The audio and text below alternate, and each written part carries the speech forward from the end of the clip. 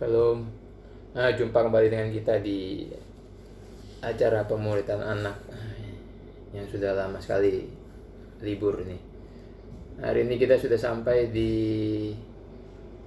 Yohanes 12. Maria menuangkan minyak wangi. Silakan dibaca, guys. Maria menuangkan minyak wangi. Jamuan makan malam dibuat untuk menghormati Yesus. Marta menyiapkan makanan. Lazarus makan bersama Yesus. Lalu Maria membawa minyak wangi yang mahal harganya. Maria menuangkan minyak wangi itu ke kaki Yesus dan menyekanya dengan rambutnya. Seluruh rumah itu menjadi sangat harum karena minyak wangi itu.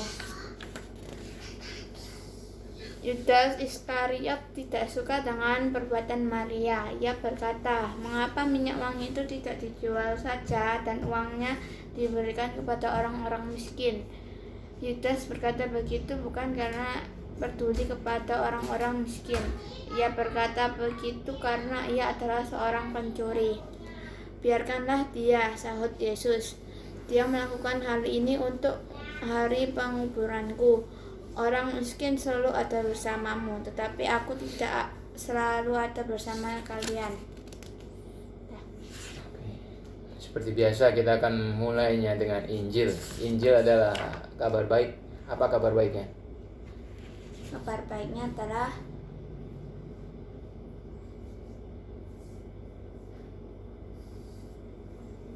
Allah datang ke dunia. Allah datang ke dunia dalam rupa manusia yang bernama Yesus. Kencang. Dia menjalani semua perintah Bapaknya di perjanjian lama dengan sempurna. Seharusnya kita manusia yang menaati perintah Bapa. Hingga pada akhirnya ia masuk ke Yerusalem, ia ditangkap, dihina, dipukul, dan disalibkan. Seharusnya kita manusia yang dihukum, tetapi dia tanggung semuanya di pundaknya. Ia ditikam dan diremukkan oleh Bapaknya sendiri untuk memuaskan murka dan keadilan Bapaknya. Ia mati di kayu salib, dikuburkan 3 hari kemudian dia dibangkitkan sebagai tanda pembayarannya telah lunas dan nama baiknya telah dipulihkan, karena Yesus bukanlah seorang penjahat, melainkan anak Allah. Karena kebangkitan Yesus adalah lambang kemenangan bagi kita orang dosa. Jadi kita orang dosa supaya bertobat dan percaya Injil agar dapat diselamatkan dan dapat masuk ke surga dengan mengandalkan kebenaran Kristus. Yes. Ingat ya, Injil, berita baik yang kamu sebutkan tadi, ya, itu hanya story, cerita, kenyataan. Cerita tentang apa yang Tuhan, apa yang Yesus kerjakan bagi kita. Tapi kamu mesti ngerti. Itu ada penjelasannya. Kita tiap hari belajar. Itu semua ada penjelasannya. Satu persatu itu ada penjelasannya. Ya. Kita bukan diselamatkan oleh sebuah cerita. Percuma kamu cuma hafal cerita tapi kagak ngerti. Ngerti? Kamu mesti ngerti dan objeknya keselamatan kita itu siapa? Yesus. Kristen memang diselamatkan oleh iman, tapi objeknya siapa? Yesus. Ya, waktu kamu kesulitan, kamu sekarat, misalkan mau mati, kamu berdoa. Doa kamu bukan iman, tolonglah saya, bukan. Yesus, tolong saya. Betul gak? Iman itu hanya kata benda. Ya, harus tahu objeknya. Yesus. Injil kamu harus ngerti apa maknanya, apa artinya, penjelasannya apa. Kamu harus ngerti secara komplit. Maka tiap hari kita belajar. Ya, 6 hari sebelum Paskah Yesus datang ke Betania. Ingat loh, gak semua orang Kristen ngerti Injil secara komplit, lengkap, utuh. Kalau kamu gak ngerti secara komplit, ya sebagian, seperempat, itu bukan kebenaran. Dan kalau itu bukan kebenaran, itu gak bakal memerdekakan kamu. Karena kamu gak tahu komplit, kamu gak tahu secara utuh. Ngerti? Ya. 6 hari sebelum Paskah Yesus datang ke Betania. Ya, jadi 6 hari sebelum penyaliban. Yesus datang. Ingat, pada waktu ditentukan dia datang dengan sukarela. Ya, di Yohanes 11 sebelumnya orang Yahudi berencana untuk membunuh dia. Yesus tahu, dia menghindar sebentar, terus pada hari yang ditentukan dengan sukarela dia datang masuk ke Yerusalem. Ini Betania dekat Yerusalem. Habis Betania, Yerusalem. Ya, tempat tinggal Lazarus yang dibangkitkan Yesus dari antara orang mati. Jadi di Yohanes 11 Yesus membangkitkan Lazarus yang sudah 4 hari mati. Ingat pelajaran tentang Lazarus? Apa? Manusia dilahirkan mati rohani dan membenci Allah. Manusia nggak bisa menanggapi hal-hal rohani, manusia nggak bisa mencapai Tuhan, nggak bisa mencari Tuhan, bahkan membenci Tuhan, menyangkal Tuhan. Kalau bukan Tuhan, kalau bukan dari pihak Tuhan, ya kalau bukan dari pihak Dia, kalau bukan karena kasih-Nya yang mencari kita, ya, bukan karena kita layak, kita nggak layak, kita disebut seterunya Tuhan, penjahat-penjahat. Tapi itulah hebatnya Tuhan. Dengan Injil, dengan pengorbanannya, dengan darahnya, Dia melayakkan kita. Ya. Lazarus mati menggambarkan manusia yang mati rohani dan membenci Allah. Dibangkitkan oleh Yesus. Lazarus keluar. Ya, Tuhan bekerja dalam kubur, memberikan kehidupan. Langsung Lazarus keluar. Kalau Tuhan nggak bekerja, nggak mungkin orang mati bisa mendengar perintah. Ngerti? Makanya keselamatan itu murni sepenuhnya pekerjaan Tuhan. Ya. Diawali dengan lahir baru. Kenapa mesti lahir baru? Karena kamu dilahirkan secara mati rohani. Jadi kamu mesti dilahirkan baru kembali. Itu semua pekerjaan Roh Kudus dari awal sampai akhir, sampai kamu mati dan mendapat kemuliaan. Ya, kamu percaya di justification, dibenarkan, di sanctification, dikuduskan, dan mendapat glorification, kemuliaan nanti di surga. Ingat? Ya. Jadi cerita tentang Lazarus itu menggambarkan itu keselamatan. Injil. Ya. Semua yang ada dalam Alkitab ini, perjanjian lama sampai perjanjian baru sampai selesai, itu semua berhubungan dengan Yesus, dengan Injil. Jadi Alkitab ini kristosentris, pusatnya ada pada Yesus, bukan pada kekayaan, bukan pada mukjizat kesembuhan, bukan pada nama baik, bukan pada kehidupan yang baik, bukan. Berpusat pada Yesus dan apa yang Dia kerjakan bagi kita. Ya.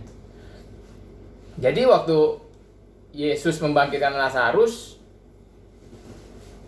kemungkinan Maria dan Marta belum sempat mengucapkan terima kasih, karena waktu itu orang-orang berencana membunuh Yesus dan Yesus menghindar. Nah, ini pas Dia kembali lagi, dibikinlah perjamuan untuk Dia, ya. Dan Marta melayani. Dan salah seorang yang turut makan dengan Yesus adalah Lazarus. Ditekankan sekali lagi bahwa Lazarus sudah bangkit dari kematian. Ya, jadi ini ucapan terima kasih. Marta tetap, ini padahal bukan di rumah Marta loh, ini di rumah si Simon orang kusta. Tapi tetap si Marta ini memang tipikalnya melayani. Ya, ingat tipe-tipe orang Kristen, ada yang tipenya melayani. Sedangkan Maria ini tipenya lebih senang duduk diam di kaki Tuhan dan mendengarkan, ya, mengenal Tuhan. Tipenya dia tuh bersekutu, menjalin hubungan dengan Tuhan. Tapi ada yang tipenya seperti Marta, melayani. Nah itu kamu mesti hati-hati tuh. Jangan sampai pelayanan menjadi berhala, ya. Nah, maka Maria mengambil setengah kati minyak narwastu murni yang mahal harganya, lalu minyaki Yesus dan menyekanya dengan rambut, dan bau minyak semerbak di seluruh rumah itu. Ya, Maria ngambil 1 kati minyak murni yang mahal. Harganya itu 300 dinar, di bagian para yang lain dikatakan 300 dinar. Itu 1 dinar itu dulu gaji orang bekerja selama 1 hari. Jadi 300 dinar itu 300 hari kerja, hampir 1 tahun dipersembahkan, di punya minyak dipersembahkan dan dipecahkan untuk mengurapi Yesus. Ini tindakan kasih, tindakan terima kasih bahwa Lazarus saudaranya sudah dibangkitkan oleh Yesus. Ini sebagai tindakan dari terima kasih Maria, sebagai tindakan dari terima kasih Marta, dia melayani, Maria mengurapi Yesus. Ya. Itu karena saudaranya dibangkitkan. Ingat tadi kisah Lazarus itu kisah apa? Keselamatan. Ya, kalau yang Yesus ngajarkan tuh tentang keselamatan. Ya. Kalau kamu tahu kamu sudah dilahir barukan, kamu sudah mendengar Injil, kamu sudah diselamatkan, apa sih tindakan kasih kita buat Tuhan? Ya. Maria memberikan minyak yang mahal harganya. Ya sebenarnya sebetulnya ya nggak ada sesuatu yang terlalu mahal yang kita bisa berikan buat Tuhan atas apa yang sudah Tuhan kerjakan buat kita. Nanti minyak cuma harga 300 ini sebenarnya kecil buat dibandingkan dengan apa yang Tuhan sudah curahkan. Dia curahkan darahnya bagi kita. Makanya Alkitab ngomong persembahan yang paling terbaik itu ya mempersembahkan tubuh sebagai persembahan yang hidup. Roma 12 ayat 1. Maka dikatakan itulah ibadahmu yang sejati, kata firman Tuhan. Kalau di dalam teks Yunaninya, ibadah yang sejati ini memakai kata logikos, reasonable, masuk akal. Jadi bisa dikatakan itulah ibadahmu yang paling masuk akal, gitu. Mempersembahkan tubuh kita itu untuk Tuhan sebagai tindakan kasih, itu ibadah kita yang paling masuk akal. Jadi lebih daripada minyak, karena kita sudah dibeli. Ya. Sebelum kita bertobat, kita ini sebenarnya sudah menjadi miliknya Tuhan, karena kita diciptakan oleh Tuhan. Sebelum kita bertobat, kita ini adalah miliknya Tuhan, tapi dalam hal penciptaan. Tapi setelah kita diselamatkan, dibeli oleh Tuhan dengan tubuh dan darahnya, kita menjadi milik Dia itu bukan sebagai ciptaan lagi, tapi sebagai segala-galanya, sebagai budak, sebagai anak. Kita diangkat sebagai anak, sebagai sahabat, sudah sebagai segala-galanya, bukan penciptaan lagi. Ngerti? Jadi persembahan yang paling masuk akal itu mempersembahkan tubuh. Ya. Ada orang yang tipenya seperti Yudas. Ngapain minyak narwastu yang mahal itu disia-siakan? Ya kan? Mendingan uangnya diberikan kepada orang-orang miskin. Ini kan baik dong. Maksudnya baik kan? Tapi ternyata ditulis hal itu dikatakannya bukan karena ia memperhatikan nasib orang-orang miskin, melainkan karena ia adalah seorang pencuri. Ia sering mengambil uang yang disimpan dalam kas yang ada orang-orang seperti Yudas di dalam kekristenan sampai hari ini ada. ngajar sesuatu yang kelihatannya baik, tapi ternyata ajarannya hanya untuk mementingkan diri sendiri, untuk mengambil keuntungan buat dirinya sendiri. Banyak yang seperti itu. Pakai nama mengatasnamakan orang-orang miskin, melayani orang-orang miskin. Padahal itu mereka hanya mengeksploitasi orang-orang miskin supaya dia dapat uang.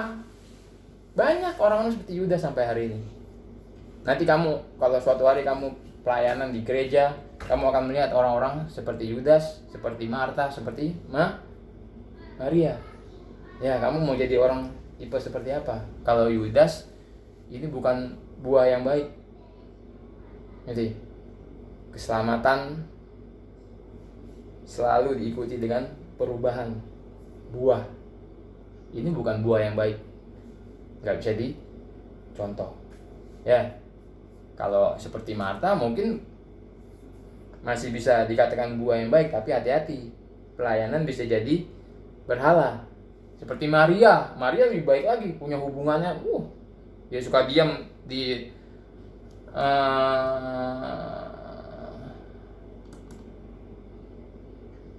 di Lukas 10 ayat 39 dikatakan perempuan itu Maria mempunyai seorang saudara yang bernama Maria. Maria ini duduk dekat kaki Tuhan dan terus mendengarkan perkataannya. Senang mendengarkan Tuhan. Ingin kenal Tuhan lebih dekat lagi. Ya. Menjalin hubungan dengan Tuhan. Ada orang-orang seperti Yudas. Dia melarang orang untuk kenal Tuhan, melarang orang untuk punya hubungan dengan Tuhan. Nanti suatu hari kamu akan ketemu orang seperti itu. Ya. Niatnya baik, tapi ternyata brengsek. Ya. Maka kata Yesus, biarkanlah dia melakukan hal ini untuk mengingat hari penguburanku, karena orang-orang miskin selalu ada pada kamu, tapi aku tidak akan selalu ada pada kamu. Bukannya melayani orang miskin itu nggak penting, tapi Tuhan tahu motivasinya Yudas. Tuhan tahu motivasi Marta, Tuhan tahu motivasi Maria, Tuhan tahu motivasi kita semua orang. Dia tahu segalanya. Jadi kamu nggak bakal bisa sembunyi dari Tuhan. Kamu mau kelihatannya baik kayak, mau kelihatannya apa sih, tapi agenda pribadi kamu tuh, tujuan jahat kamu, hati kamu, otak kamu, Tuhan pasti tahu, nggak bakal ngeset. Ya. Kenapa sih Yesus bilang biarkanlah dia melakukan hal ini untuk mengingat hari penguburanku? Banyak penafsir yang dari papi pelajari. Sebentar lagi kan ini kan hari penyaliban Yesus, betul? Ya. Yesus adalah Tuhan yang datang dalam rupa manusia, tapi dia menyelamatkan manusia, tapi dia harus disalib oleh ciptaannya sendiri. Ya, Papi pernah ajarin bahwa Injil itu konyol, susah untuk sebenarnya memberitakan Injil. Tuhan turun ke dunia dalam rupa manusia, anak tukang kayu, untuk menyelamatkan manusia. Caranya apa? Mati di tangan manusia. Ya. Dibunuh oleh ciptaannya sendiri. Konyol. Mana bisa orang susah orang untuk percaya kecuali Roh Kudus bekerja dalam dia. Kita bisa percaya karena kita ada Roh Kudus bekerja dalam kita, membuat kita percaya. Yang ini. Ya, kalau untuk orang yang nggak percaya, yang masih mati rohaninya, diketawain kamu pasti kalau kamu ngomong seperti itu, mental pasti. Ya. Jadi karena itu mau dekat dengan penyaliban Yesus. Maria ini orang yang punya hubungan, mendengarkan pengajaran, mungkin dia berpikir, oh ya ini Mesias lah, pastilah, nggak salah lah. Ya. Jadi pengenalan Maria itu bagus. Karena hubungan itu dia punya pengenalan yang bagus tentang Tuhan. Di sini dia juga kusuk, melakukan tindakan kasih di dekat Tuhan. Tapi ada apa ya, di dalam tradisi Yahudi itu ada ajaran bahwa Mesias itu kan, Papi pernah ajarin kemarin toh, bahwa Mesias yang mereka imani itu adalah Mesias yang politik, yang superior, yang akan membebaskan mereka dari penjajahan. Tapi Yesus ternyata Mesiasnya bukan seperti itu, gitu loh. Ternyata dia membebaskan manusia secara rohani melalui menjadi kutuk, melalui salib. Kamu bayangkanlah kalau kamu jadi Maria, kamu mendengar pengajaran Tuhan, kamu sudah punya keyakinan bahwa Yesus itu pasti Mesias. Yakin, saya yakin pasti dia ini Mesias yang dijanjikan. Tapi suatu hari dia harus melihat Yesus mati disalib oleh ciptanya sendiri. Kira-kira kamu goyang nggak? Kira-kira imannya Maria ini goyang nggak?